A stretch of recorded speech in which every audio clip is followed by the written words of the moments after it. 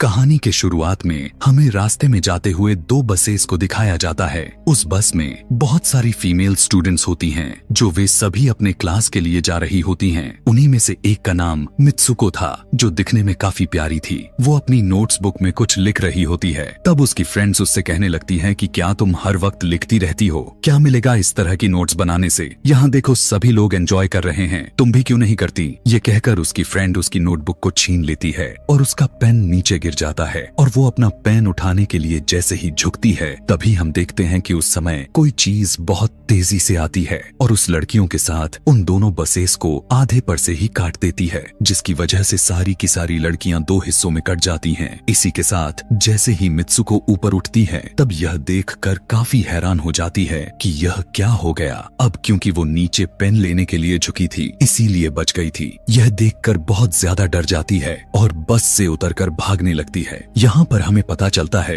कि इन सभी को काटने वाली चीज कुछ और नहीं बल्कि हवा ही थी, जो सभी को काट रही थी। यह हवा अब मित्सुको के पीछे भी पड़ जाती है। यह देखते हुए मित्सुको चिल्लाते हुए काफी तेजी से भागने लगती है। भागते समय उसे आगे चार लड़कियां और भी दिखाई देती हैं और वो उन्हें झुकने के लिए कहती हैं, लेकिन काफी देर हो चुकी थी। वो हवा उन्हें भी आधे पर से काट कर चली जाती है। लेकिन उनमें से मित्सुको एक लड़की को बचा लिया था कि तभी इन्हें कुछ साइकिलिंग करते हुए लड़कियां नजर आती हैं, जो कहीं पर जा रही थीं। उन्हें भी ये बचाने की कोशिश करती हैं, लेकिन वो हवा उनके साथ भी वही करता है जो अभी इनके दोस्तों के साथ हुआ और इसी दौरान वो लड़की भी मारी जाती है, जिसे अभी उस अदृश्य चीज से बचाया था। अब वो यह देखकर काफी डर जाती है और वो इधर उधर भागने लगती है। आगे हम देखते हैं कि मित्सुको जब एक नदी के पास जाती है, तो वो यह देखकर हैरान हो जाती है कि उस नदी में भी पहले से बहुत सारी डेड बॉडीज पड़े हुए थे, जिसने हवा ने यानी उस अदृश्य चीज ने काट दिया था। वहाँ से वो एक डेड बॉडी के कपड़े लेकर चेंज कर लेती है।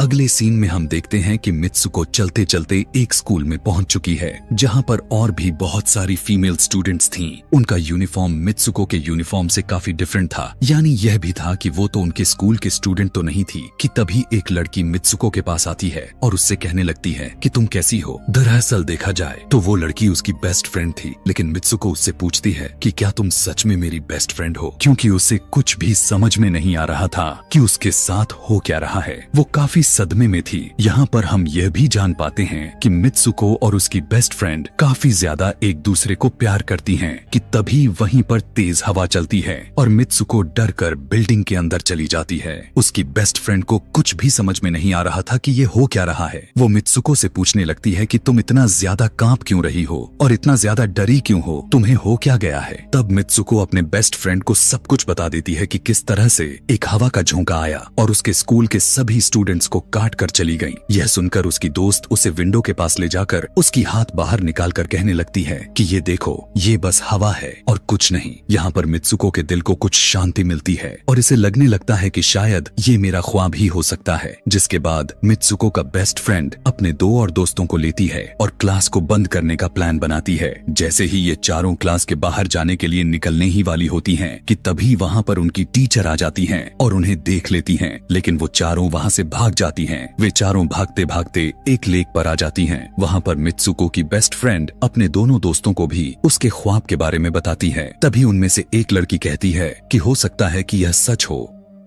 जैसे मिरर वर्ल्ड होती है जहाँ पर इस दुनिया से ऑपोजिट यानी उल्टा होता है। यह कहकर वो तालाब में एक पत्थर फेंक कर कहने लगती है कि देखो, यहाँ पर मैंने तो पत्थर फेंका है, लेकिन हो सकता है कि दूसरी दुनिया में मैंने ऐसा ना किया हो कि तभी अचानक से उस तालाब में से एक क्रोकोडाइल निकल कर आता है, उसमें से एक लड़की को खा जाता है। फिर वो लड़की कहने लगती है कि देखो, मैंने कहा था ना, जो इस दुनिया में होता है वो उस दुनिया में बिल्कुल भी नहीं होता, और जो उस दुनिया में हो रहा है वो इस दुनिया में नहीं हो सकता। तो इसको भी उसी दुनिया में मगरमच्छ ने खाया है। और यहाँ पर ये देखो, ये तो बिल्कुल सेफ है। उसी लेक के पास एक बिस्तर यानी एक बेड नजर आता है। ये चारों उस बेड से तकिए को उठाकर खेलने लगती हैं कि तभी हम देखते हैं दूर से दो लड़कियां इन्हें देख रही थीं। उन दोनों लड़कियों में से एक ब्राइडल बनी हुई थी, क्योंकि ये दोनों लड़कियां आपस में एक दूसरे से शादी कर ली थीं। जिसके बाद उनमें से एक फ्रेंड बताती है कि हमें कुछ ऐसा करना होगा जो उस दुनिया में इम्पॉसिबल हो, क्योंकि हमारे हमारे किस्मत तो पहले से लिखी जा चुकी है, लेकिन हम इसे बदल भी सकते हैं। जिसके बाद ये सभी लड़कियां अपने स्कूल में वापस आती हैं और नेक्स्ट लेक्चर लेने के लिए क्लास में चली जाती हैं कि तभी मित्सुको देखती है उसके पास एक तकिया पड़ा हुआ है। अब जैसे ही वो इस तकिए को उठाने के लिए नीचे झुकती है कि तभी उसकी टीचर पूरे क्लास में गन से फायर करने लगती है और जैसे ही मित्सुको उस तकिए को उठाकर ऊपर देखती है तो उसके क्लास के सभी लड़कियां मारी जा चुकी होती हैं और यहाँ पर एक बार फिर वो बच जाती है जैसे पिछली बार अपने ड्रीम्स में बच गई थी। मित्सुको की टीचर उसके पास आकर कहती है कि तुम्हारी हिम्मत कैसे हो गई, इस क्लास को बंद करने की, तुम्हारा भी मरना तय है। कि तभी उसी वक्त दो लड़कियां और आ जाती हैं और मित्सुको को बचाकर वहाँ से भागने की कोशिश करती है, लेकिन एक दूसरी टीचर वहाँ पर आकर उन दोनों लड़कियों को मौत के घाट उतार देती है। अब जितने भी स्टूडेंट्स की जान बच गई थी, मित्सुको उनके साथ बाहर भागने लगती हैं, लेकिन स्कूल की सभी टीचर्स उन सभी लड़कियों पर फायरिंग करने लग जाती हैं। अब यहाँ पर फायरिंग के दौरान सभी लड़कियां जैसे ही वहाँ से बाहर आती हैं, तो यहाँ पर हवा उन्हें काट देती है। यहाँ पर अब मित्सुको यहाँ पर एक बार फिर से अकेली रह जाती है और वो वहाँ से भागकर क्राउड एरिया से होता हुआ पुलिस स्टेशन में जाती है। वो वहाँ पर सब कुछ बताने लगती है। उसकी यह बात सुनने के बाद पुलिस वाली लड़की उससे कहती है कि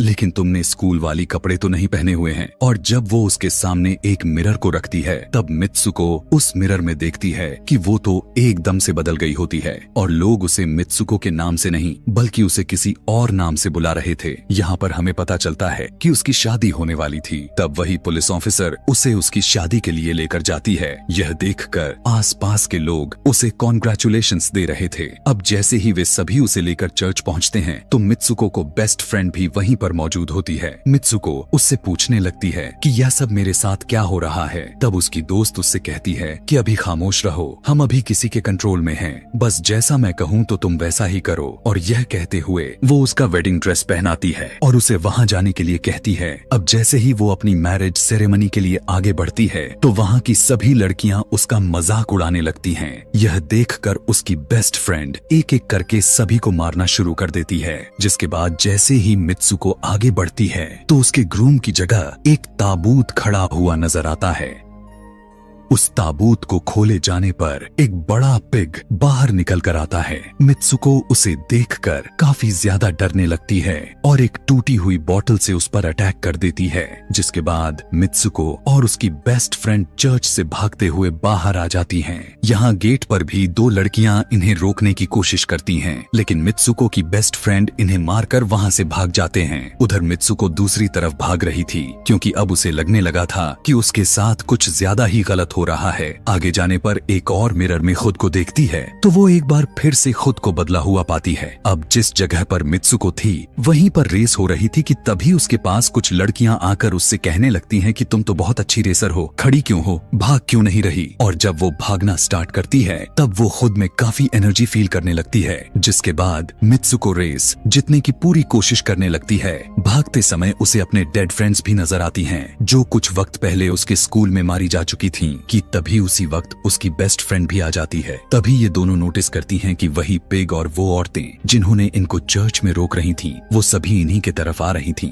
भागते समय कुछ लड़कियां मित्सुको से कहने लगती हैं कि इस दुनिया से बाहर चली जाओ। इसके बाद हम आगे देखते हैं कि मित्सुको भागते भागते एक सुनसान अंधेरी जगह पर आ जाती है। वहीं पर कुछ स्टूडेंट्स नजर आती हैं जिन्होंने यूनिफॉर्म पहना हुआ था। वो सभी लड़कियां मित्सुको से कहने लगती हैं कि हम सभी मरे हुए हैं और तुम्हें भी मार देंगे। लेकिन तभी मित्सुको की बेस्ट फ्रेंड वहाँ पर आकर उस लड़की को मारकर वहाँ से मित्सुको को भगा ले जाती है। मित्सुको की बेस्ट फ्रेंड उसे अपना नाम जोर जोर से पुकारने के लिए कहती है, जिस पर मित्सुको अपना नाम जोर जोर से लेने लगती है। इसी के साथ मित्सुको अपना असली रूप में वापस आ जाती है। उसकी बेस्ट फ्रेंड उसे अपना हाथ दिखाते हुए कहती है कि प्लीज मेरे हाथ में जो वायर लगी हुई है उसे बाहर खींच दो ताकि मैं इस दुनिया से बाहर जा सकूं। लेकिन मित्सुको को डर भी था कि कहीं यह वायर खींचने से उसकी जान न चली जाए। और क्योंकि मित्सुको अपने बेस्ट फ्रेंड को काफी ज्यादा प्यार करती थी इसलिए वो ऐसा नहीं करना चाहती थी, लेकिन ज्यादा उसे फोर्स करने पर वो उसकी वायर्स खींच देती है। वायर खींचते ही